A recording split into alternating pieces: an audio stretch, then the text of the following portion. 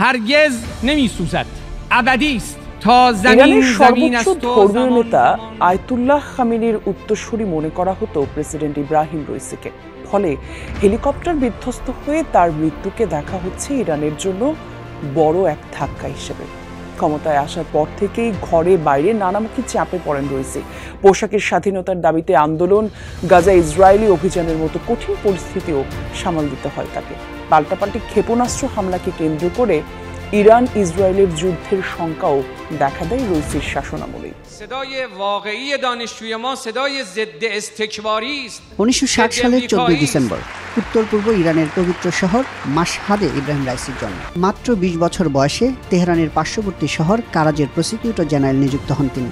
1988 সালে ইরানের কয়েক হাজার রাজনৈতিক বন্দীর মৃত্যুদণ্ড কার্যকর কমিটির সদস্যও ছিলেন তিনি। এই কারণে তাকে মৃত্যু কমিটি নামে ডাকা হয়। তেহরানের কসাই নামেও পরিচিত তিনি।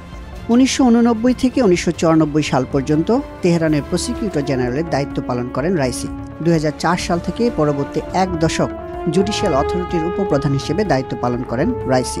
2014 থেকে 2016 সাল পর্যন্ত অ্যাটর্নি জেনারেল ছিলেন তিনি। আর 2019 সালে তাকে বিচার বিভাগের প্রধান নিযুক্ত করেন দেশটির সর্বোচ্চ ধর্মীয় নেতা আয়াতুল্লাহ খামেনি। 2017 সালে প্রথমবারের মতো রাষ্ট্রপতি নির্বাচনে প্রতিদ্বন্দ্বিতা করেছিলেন ইব্রাহিম রাইসি। সে সময়ে মধ্যপন্থী রাষ্ট্রপতি প্রার্থী হাসান রুহানির কাছে পরাজিত হন তিনি। পরবর্তী 2021 সালে দ্বিতীয়বারের মতো রাষ্ট্রপতি নির্বাচনে অংশ নিয়ে প্রায় 63% বা 18 লাখের বেশি ভোট পেয়ে হাসান রুহানিকে পরাজিত করেন রাইসি। কঠোরপন্থী হিসেবে পরিচিত ইব্রাহিম রাইসি পরবর্তীতে 88 সদস্যের বিশেষজ্ঞ সভার উপচেয়ারম্যান নির্বাচিত হন। সর্বোচ্চ ধর্মীয় নেতা নির্বাচন সহ বেশ কিছু গুরুত্বপূর্ণ দায়িত্ব পালন করে এই সভা। প্রেসিডেন্ট হওয়ার পরই যুক্তরাষ্ট্রের সাথে পারমাণবিক চুক্তি বিষয়ে আলোচনা আটকে দেন ইব্রাহিম রাইসি। বিপরীতে ইউরেনিয়ামের মজুদ বাড়িয়েছে। রাশিয়া ইউক্রেন আক্রমণে সমর্থন দেন তিনি। আর তার নির্দেশে ইসরায়েলের উপর ক্ষেপণাস্ত্র ও ড্রোন হামলা চালায় ইরান।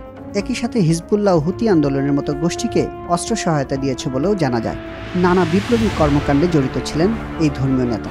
নির্বাসিত বিপ্লবী নেতাদের সঙ্গে সব সময় যোগাযোগ রাখছিলেন তিনি। তেহরান বিশ্ববিদ্যালয়ের আলেমদের অবস্থান কর্মসূচি সহ বেশ কিছু সমাবেশে অংশগ্রহণ করেছিলেন রাইসি।